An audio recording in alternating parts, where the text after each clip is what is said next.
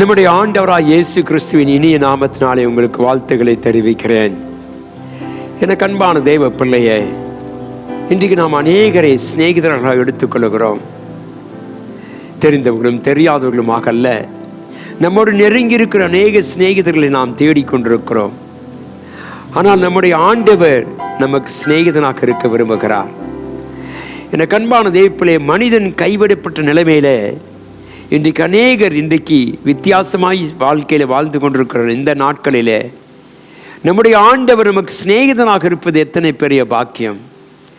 யோவான் எழுதிய சுவிசேஷம் 15ஆம் அதிகாரம் 15வது வசனத்தை வாசிப்போமானால், இனி நான் உங்களை ஊழியக்காரன் என்று சொல்லுகிறதில்லை, ஊழியக்காரன் தன் எஜமானு செய்கிறதை அறிய மாட்டான், நான் உங்களை சிநேகிதர் என்றேன், ஏனெனில் பிதாவிடத்தில் நான் கேள்விப்பட்ட எல்லாவற்றையும் உங்களுக்கு அறிவித்தேன். நம்முடைய ஆண்டவர் நம்முடைய சிநேகிதர்.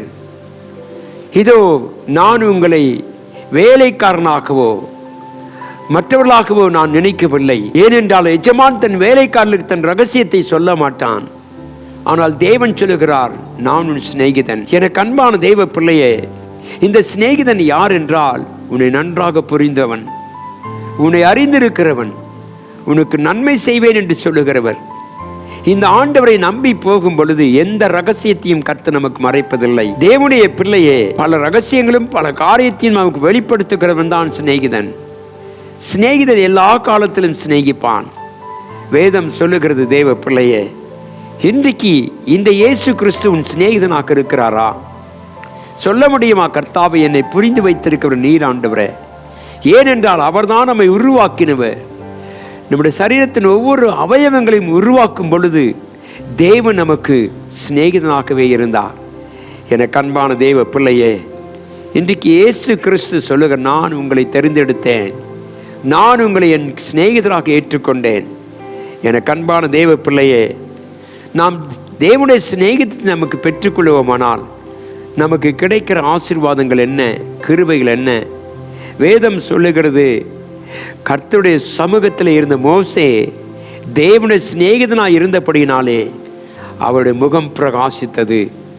இன்றைக்கு கர்த்தருடைய சிநேகிதனாக இருந்தால் உன் ஆவிக்குரிய வாழ்க்கை பிரகாசிக்கிறது மாத்திரமல்ல, உன் முகம் கூட பிரகாசிக்கும்.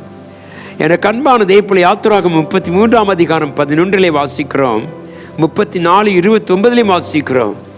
ஆகவே தேவனுடைய பிள்ளையை, உன் முகம் பிரகாசிக்க வேண்டுமானால், உன் வாழ்க்கை ஆசீர்வாதமாக இருக்க வேண்டுமானால், உன் மேன்மையாக நீ வாழ வேண்டுமானால் கர்த்தர் உனக்கு சிநேகிதனாக இருக்க வேண்டும். ஆகவே தான் கர்த்தருடைய வசனம் சொல்லுகிறது, இனி நான் உங்களை ஊழியக்காரன் என்று சொல்லுகிறது இல்லை, ஊழியக்காரன் தன் எஜமான் செய்கிறது அறிய மாட்டான், நான் உங்களை சிநேகிதன் என்றேன். தேவன் நம்மை சிநேகிதனாக எடுத்துக்கொள்ளப்பட்டபடினாலே நம்முடைய வாழ்க்கையில் எல்லாவற்றையும் புரிந்து வைத்திருக்கிறான் சிநேகிதன் என்று நாம் பார்த்தோம். இன்றைக்கு தேவன் உனக்கு சிநேகிதனாக இருந்தால் உன் முகம் பிரகாசிக்கிறதை பார்க்கலாம். அருமையான தேவ பிள்ளையே, நம்முடைய முகம், நம்முடைய வாழ்க்கை பிரகாசமாக இருக்க வேண்டுமானால் நீ தேவனுடைய சிநேகிதனாக மாற வேண்டும். நீ தேவனுடைய சிநேகிதனாக மாறினால் அப்பொழுது கர்த்தர் சொல்லுகிறார், நீ எனக்காய் கனி கொடுப்பாய். உன் முகம் பிரகாசிக்கிறது மாத்திரமல்ல, நீ தேவனுடைய சிநேகிதத்தை பெற்றுக்கொண்டால் உன் முகத்தை மாத்திரமல்ல, உன் வாழ்க்கையும் கனி கொடுக்கிற வாழ்க்கையை கர்த்தர் மாற்றுவார். எனக்கு அன்பான தேவ பிள்ளையே, இன்றைக்கு நம்முடைய வாழ்க்கையில் நாம் தேவனை சிநேகிதனாக எடுத்திருக்கிறோமா? எப்படிப்பட்ட நிலைமையிலும் எந்த சூழ்நிலையிலும் இந்த சிநேகிதனோடு கூட இருக்க விரும்புகிறார்.